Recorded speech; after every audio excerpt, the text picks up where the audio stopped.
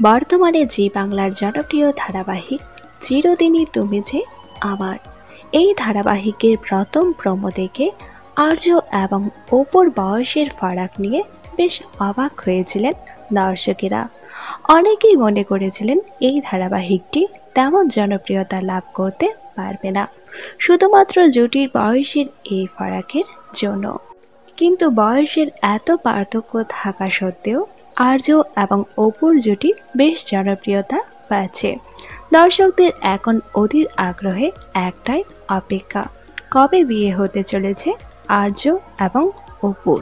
এই ধারাবাহিকটি একটি মারাঠি ধারাবাহিকের রিমেক। মারাঠি ধারাবাহিকে ১৩০তম এপিসোডে আর্য এবং অপুর বিয়ে হয়েছিল। সেই হিসেব করে ধরতে গেলে ৪ মাস পর বিয়ের পিঁড়িতে বসতে চলেছে আর্য এবং অপু। এই জুটি ধীরে ধীরে এতটাই জনপ্রিয়তা লাভ করছে, আর্য এবং অপুর বিয়ের জন্য আর অপেক্ষা করতে পারছেন না দর্শকেরা।